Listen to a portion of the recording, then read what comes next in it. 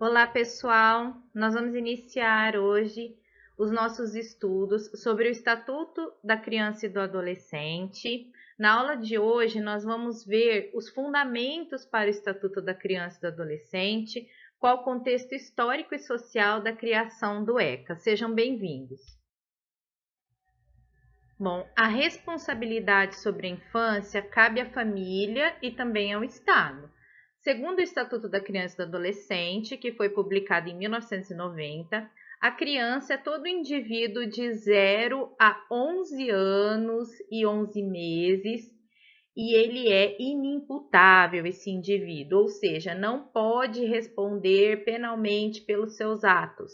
A partir do aniversário de 12 anos, esse indivíduo é considerado adolescente e deixa de ser inimputável, mas não totalmente inimputável. Ele pode responder criminalmente, mas as medidas de punição não são as mesmas que para os adultos, são medidas socioeducativas. E nós veremos mais detalhes sobre isso nos próximos capítulos, nos nossos próximos estudos, tá? O fato é que quem rege a responsabilidade da criança e do adolescente e também sobre a criança e o adolescente é o ECA, é o Estatuto da Criança e do Adolescente, e nós veremos a seguir qual o contexto histórico e social para a criação desse estatuto e quais são os fundamentos dele. Bom, para a gente entender como que ocorreu a demanda pelo Estatuto da Criança e do Adolescente, é importante que a gente entenda o contexto histórico em que foi criado esse estatuto. E esse estatuto, ele é fruto de um novo conceito, de um novo paradigma de infância que nós tivemos no fim do século XX e que se reforça agora no início do século XXI. O que a gente precisa entender é que o conceito de infância evoluiu, se modificou e ele teve um impacto muito grande na criação desse estatuto. Embora o tratamento dado à infância atualmente seja reforçado por um paradigma de estímulo ao desenvolvimento e à proteção da criança, ainda assim existem algumas diferenças dentro de uma mesma sociedade e comunidade, pois temos que levar em consideração os fatores familiares, o aspecto econômico, o nível cultural e educacional dos pais, as tradições e a religiosidade, entre outros detalhes que irão influenciar na criação, nos cuidados e na educação das crianças. Apesar disso, é preciso que haja uma lei que seja a mesma para todo o território nacional, mesmo com todas as diferenças que nós temos na criação das crianças, tanto dentro da sociedade brasileira, né, quanto em relação às leis internacionais que influenciam na criação de uma lei nacional. Se a gente pensar de uma forma histórica, nem todas as sociedades tratam a criança do mesmo modo, nem no período atual e menos ainda no passado, tá? Então eu vou começar a falar para vocês como que era o conceito de infância antes do atual. Eu não vou remeter a muitos e muitos séculos atrás, eu vou para a Idade Média, porque a história da Europa Ocidental durante a Idade Média foi a que mais influenciou o histórico brasileiro, né, e o contexto que a gente tem agora. Então, na Idade Média, a diferença de tratamento entre crianças e adultos era mínima, sabe? A criança ela era tratada como adulto, não havia um cuidado, não havia proteção. A gente entende esse conceito através dos documentos que ficaram, da literatura, tem muitas pinturas, tem diários de família e outras fontes históricas. E nós notamos que nesse período o conceito de infância era bem diferente do atual. Na verdade, ele nem existia, né? Não havia um conceito de infância. As pessoas não separavam o desenvolvimento humano entre infância, adolescência e vida adulta. A gente precisa lembrar que as condições de vida na Idade Média eram muito precárias, não havia tanta higiene, as pessoas não tomavam banho, as pessoas viviam amontoadas, principalmente as mais pobres, dentro de um mesmo cômodo, onde não havia um cuidado com a limpeza da casa, com a troca da roupa de cama. Então havia muitos ratos, muitos insetos, percevejos, insetos que transmitiam doenças, os ratos transmitiam doenças, tanto que eles ocasionaram a peste negra, que dizimou boa parte da população europeia nessa época. Os dejetos humanos eram jogados na porta de casa, todo mundo pisava, levava para dentro de casa, não havia a menor condição de higiene. E nem com adultos, nem mesmo com as crianças. Então, as crianças, elas morriam muito facilmente, morriam ainda bebês, ou então não alcançavam a vida adulta, morriam ainda crianças. Os casais tinham muitos filhos, não havia um planejamento familiar, nem um controle de natalidade. As pessoas viviam muito pouco por causa dessas condições precárias, não havia um cuidado com a saúde, né? Não havia nenhum comprometimento com a preservação da vida e em se viver mais. E as pessoas trabalhavam muito. Então, elas viviam mais ou menos até 40, 50 anos. E começavam a ter filhos muito jovens, né? As meninas, assim que menstruavam, elas casavam e começavam a ter filhos. Então, a idade reprodutiva da mulher era muito longa e por isso elas tinham muitos e muitos filhos, mas nem todos sobreviviam. E essas crianças não tinham o menor cuidado, eram vestidas com roupas de adulto.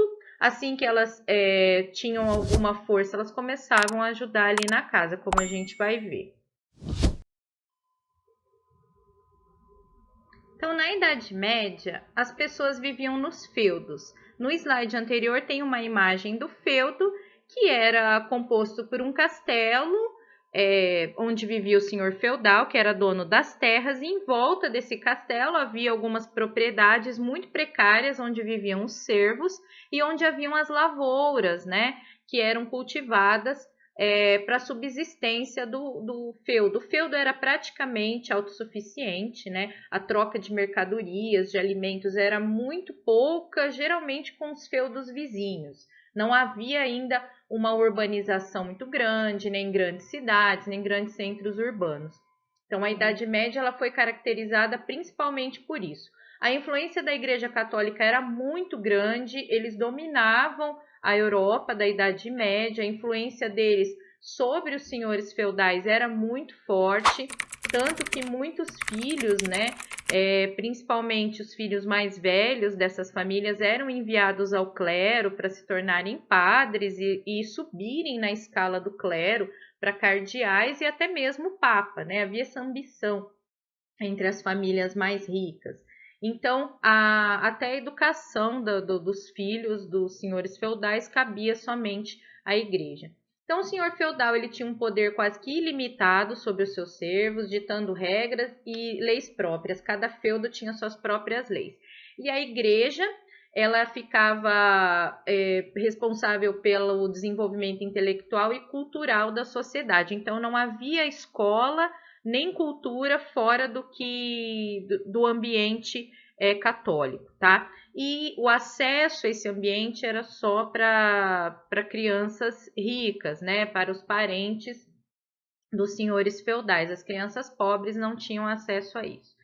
Então, nessa época, a criança ela era considerada um pequeno adulto, ela trabalhava em casa desde muito cedo, e assim que ela tivesse força física, ela era encaminhada a outros ofícios, né?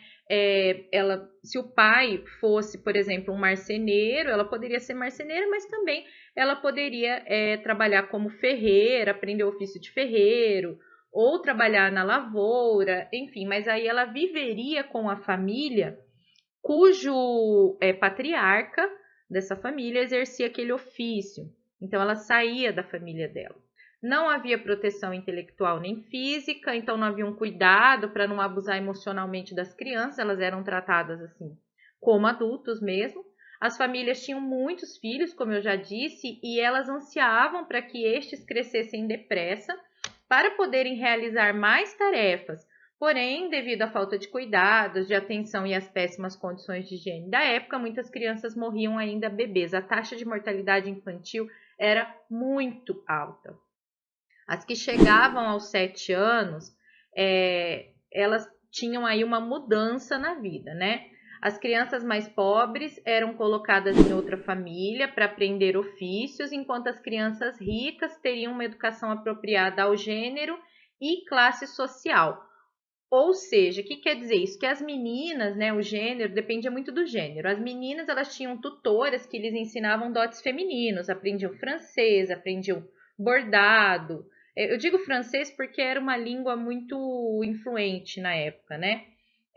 Ou então inglês, né? Elas aprendiam bordado, aprendiam a se comportar, regras de etiqueta, de elegância, aprendiam a costurar, a se maquiar, a se vestir bem, a fazer o cabelo, coisas que eram consideradas de mulher. Enquanto que os meninos, eles tinham um tutor para aprender as disciplinas como aritmética, um pouco de ciências, tinha aula religiosa para ambos os gêneros, lógico, né? E muitos meninos iam para a universidade, enquanto que as meninas não iam de jeito nenhum.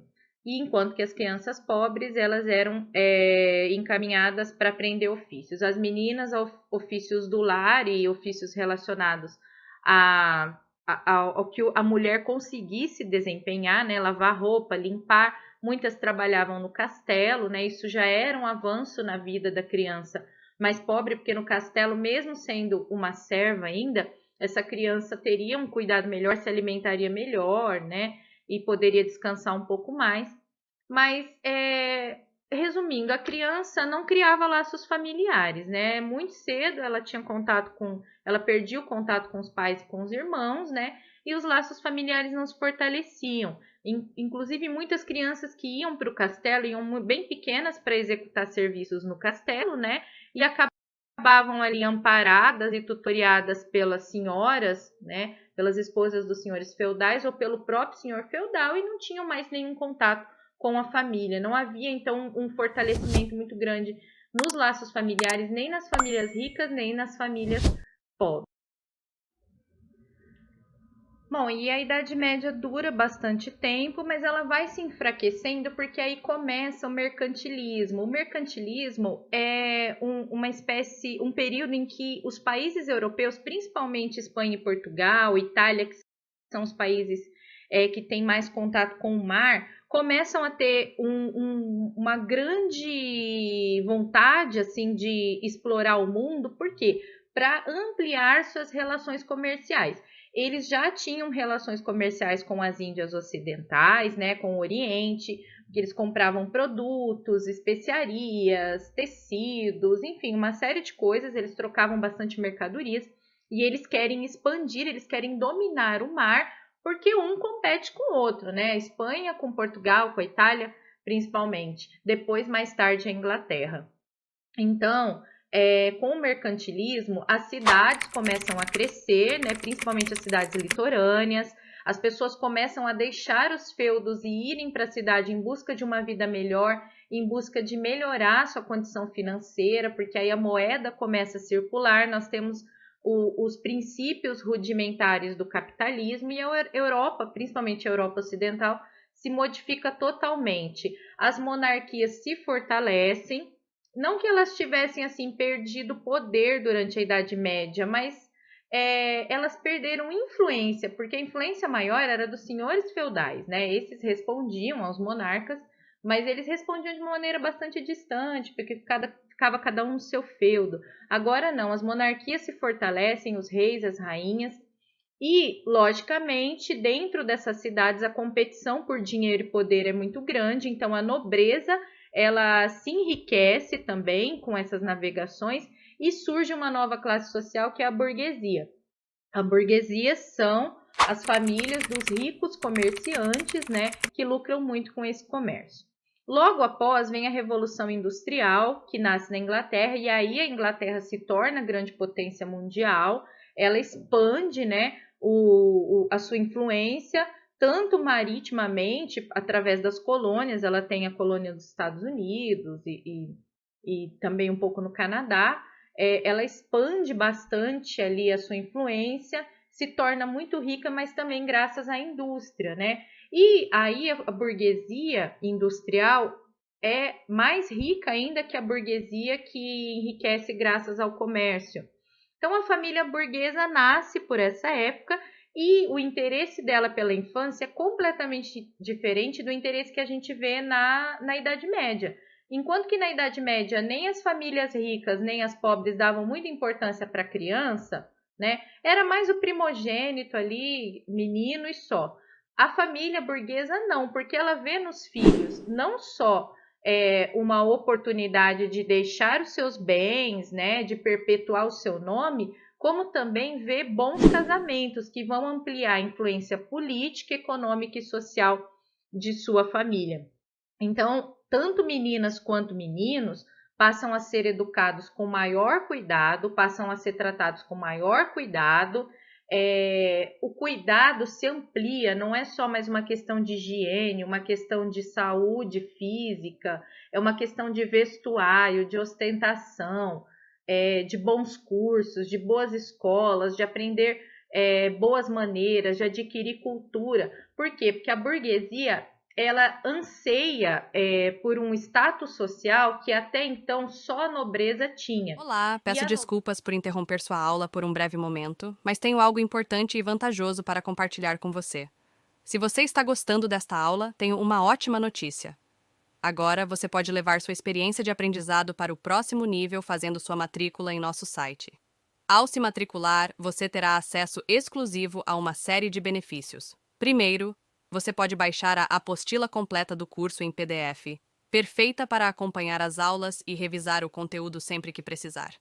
Além disso, ao concluir o curso, você terá a oportunidade de adquirir um certificado de conclusão, um grande passo para o seu desenvolvimento profissional e acadêmico. E sabe o que mais? Ao assistir às aulas diretamente em nosso site, você terá uma experiência de aprendizado sem interrupções ou propagandas. Isso significa mais foco e eficiência no seu estudo. Então, não perca essa chance. Clique no link na descrição deste vídeo ou visite nosso site para se matricular agora mesmo. É rápido, fácil e vai transformar a maneira como você aprende. Agora, vamos voltar à aula. Obrigado por sua atenção e nos vemos no site. Nobreza tinha. E a nobreza, alguns nobres que ostentam grandes títulos de nobreza não têm tanto dinheiro. Então há uma troca, né, entre a burguesia e a nobreza. A nobreza, casando-se com o burguês plebeu, dá o título para esse burguês, enquanto que o burguês, com esse casamento, ele lucra o status social de ter um título de marquês, de conde, de duque. E, claro, ganha influência junto à família real britânica, e isso ocorre no resto da Europa também, né? A família real francesa, etc. e tal. Então, gente, o casamento dos filhos é algo muito importante e muito planejado desde o nascimento. Então, as crianças elas passam a ser vistas como algo que deve ser protegido, educado e desenvolvido. E aí a gente tem novos fundamentos para o conceito de infância e novos paradigmas sobre a infância.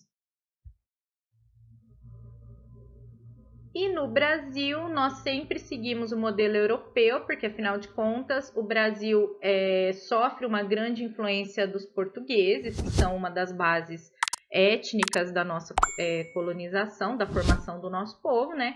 E no século XIX, então, haviam crianças, filhas dos escravizados, que já nasciam escravizadas, infelizmente, também, e eram tratadas como mão de obra, sem nenhum cuidado, sem nenhum direito, sem proteção.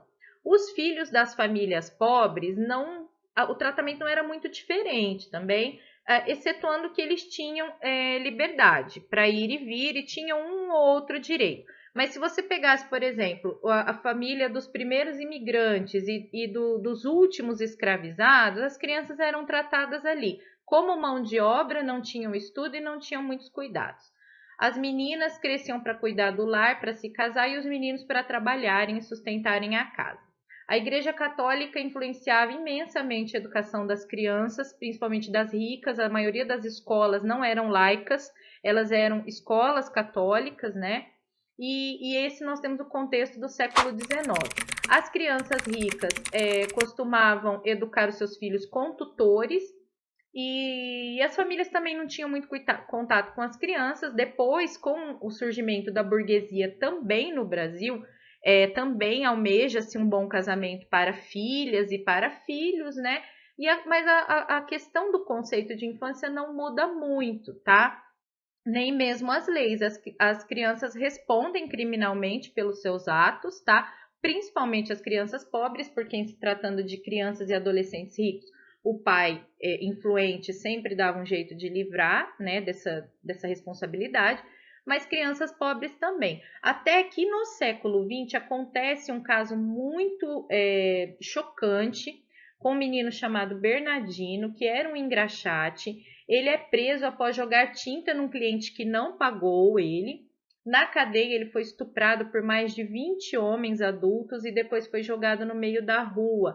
Ele foi amparado, foi levado à Santa Casa e lá os jornalistas acabaram tendo acesso a isso e ele contou tudo o que aconteceu para esses jornalistas que publicaram a história. Vocês podem ver aí um trecho do jornal, né? Que fala da vítima de 12 anos e tal. E a sociedade ficou chocada, escandalizada e começou a cobrar das autoridades medidas diferenciadas de punição para os menores. E aí começa-se uma grande discussão a respeito disso, de que menor de idade tem que ser tratado diferente, que as coisas têm que ser diferentes. Por quê? Porque já havia um novo conceito de infância rodando no Brasil, né? Já não era mais aquele conceito de que criança é igual a um adulto. Então, circula bastante isso e em dezembro de 1927, uma nova lei de menor torna inimputáveis os menores de 18 anos, tá? Essa idade de responsabilidade penal, ela sofre algumas oscilações, mas ela não muda. Inclusive, hoje nós temos 18 anos ainda como idade de responsabilidade penal, tá? E as grandes mudanças ali do século XX são em relação a isso. Na década de 1960, durante o governo militar, a criação da FUNABEM, que é a Fundação de Bem-Estar do Menor, e, consequentemente, da FEBEM, que era uma casa que deveria servir de lar tanto para menores abandonados quanto para menores infratores. O problema foi misturar os dois, né? E aí teve muita violência, teve muita corrupção de menores, e a história da FEBEM é uma história muito triste, tá? Mudanças significativas só viriam com a redemocratização do país na década de 1980 e a nova Constituição Federal de 1988, que a gente vai ver um pouquinho mais à frente aqui mesmo, tá? Nessa aula. Essas imagens, gente, a segunda imagem eu já falei que é do menino Bernardino, a primeira é de uma roda de expostos, porque as crianças enjeitadas das famílias mais pobres, das mães pobres, eram colocadas nessa roda. E essas rodas ficavam em conventos e essas crianças eram acolhidas pelas freiras, tá? E a mãe não precisava se identificar. E ali girava a roda, né? E a criança ia para dentro do convento. Quem quiser mais informações a respeito, né? De como as crianças foram tratadas ao longo da nossa história, tem o link aí onde eu peguei essas imagens. Tem uma trajetória histórica, inclusive, da legislação, é bastante interessante. Então, em 1988, com o país já em processo de redemocratização, nós temos a promulgação da Constituição Federal, da nova Constituição Federal, e é a que está em vigência até hoje. E essa Constituição, ela é bastante inclusiva e ela também dá um olhar todo especial para a criança. Ela fala inclusive da educação, que todos são responsáveis pela educação da criança. A gente vê aí, que a educação, direito de todos e dever do Estado e da família, será promovida e incentivada com a colaboração da sociedade, visando ao pleno desenvolvimento da pessoa, seu preparo para o exercício da cidadania e sua qualificação para o trabalho. Além da educação, né, o Estado também tem o dever de proteger, de amparar, de fornecer moradia, saúde, lazer às crianças.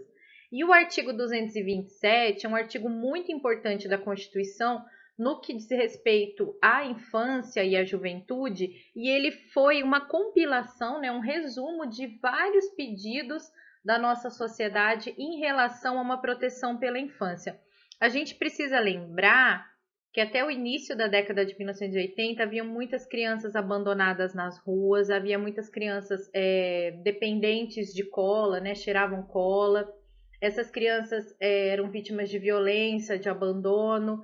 E hoje, se a gente ainda vê a crianças abandonadas, é uma proporção muito, mas muito menor mesmo do que havia nessa época. Então, o clamor por uma proteção à infância era muito grande. Esse foi o principal contexto que influenciou a criação do ECA, 2 anos depois dessa Constituição, né?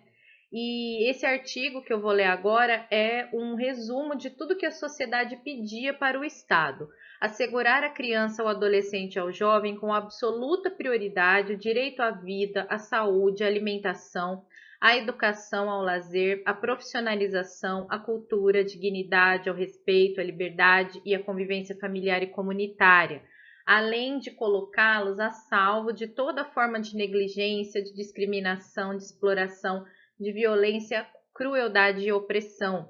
Então, hoje, se é tão natural nós vermos uma preocupação com esses direitos, com o bem-estar da criança, naquela época ainda era raro e ainda era cobrado por uma pequena parcela da sociedade, que foi aumentando, que foi se ampliando, que ganhou voz e que chegou até o Congresso durante a votação da nova Constituinte. Quem quiser saber um pouco mais do que aconteceu nessa época, que foi uma época de bastante efervescência, não dá para se aprofundar tanto aqui, pode acessar esse link aí, a criação da Constituição Federal. Nós temos a foto aí do Ulisses Guimarães, que foi assim um símbolo, virou um símbolo, né, da promulgação dessa Constituição, inclusive está com ela na mão aí na foto. Então, nesse link tem os fatos mais importantes dessa votação, da convocação da Assembleia Constituinte, enfim, de tantos fatos importantes para a nossa democracia, para a nossa história e também para a história das crianças. E aí, 2 anos depois da promulgação da Constituição Federal de 1988, nós temos o surgimento do Estatuto da Criança e do Adolescente. Também não foi fácil, também não foi do dia para a noite. Primeiro nós tivemos assim esse clamor que eu já expliquei no slide anterior, para regulamentar o artigo 227, né, que eu citei no slide anterior, e que garantia às crianças e adolescentes os direitos fundamentais de sobrevivência, de desenvolvimento pessoal e social, de integridade física, psicológica e moral, além de protegê-los de forma especial através de dispositivos legais diferenciados. Então, o ECA foi criado a partir de muitas discussões internas, né, dentro do país e externas, porque também havia uma discussão internacional em relação à legislação da criança, né, sobre a criança, sobre a responsabilidade sobre essa criança, de quem é essa responsabilidade, né? Então, a ONU, a Organização das Nações Unidas, havia publicado um artigo que enfocava a proteção da criança de forma integral e muitos movimentos populares pediam mais proteção à infância.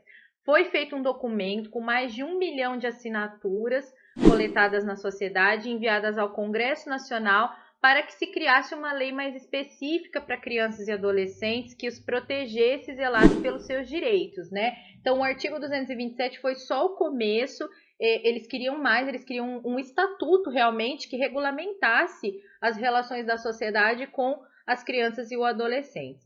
Para a criação do ECA, foi analisado e adotado o que havia de mais atual nas leis internacionais de proteção à infância e à juventude. Então, o ECA foi uma lei bastante atualizada, bastante moderna quando ela foi promulgada. Vocês veem aí na foto, em 1989, uma mobilização de meninos e meninas de rua que ocupou o Congresso Nacional para aprovar o Estatuto da Criança e do Adolescente, que foi sancionado em julho de 1990, mas as discussões começaram já em 1989. E olha a quantidade de crianças. E hoje, quando a gente fala pessoas em condições de rua, que são os moradores de rua, a gente pensa em adultos. Agora, pense numa população de igual proporção, só que de crianças, e crianças muito pequenas, crianças de 3 anos, de 4 anos. Hoje é mais difícil, é mais raro a gente ver isso, graças a uma evolução que a sociedade passou, e um dos pilares dessa evolução foi o Estatuto da Criança e do Adolescente. E aí, tudo bem? Estou passando apenas para deixar um recado bem rápido para você que acabou de ver essa aula e que gostaria de assistir a todas as aulas desse curso. É bem fácil, basta você clicar no link que está na descrição deste vídeo ou acessar www.novacursos.com.br. Fazendo sua matrícula em nosso site, você terá acesso a todas as aulas desse curso e mais centenas de outros cursos, além de poder fazer avaliação. E caso você queira, poderá estar adquirindo o certificado com um valor bem acessível.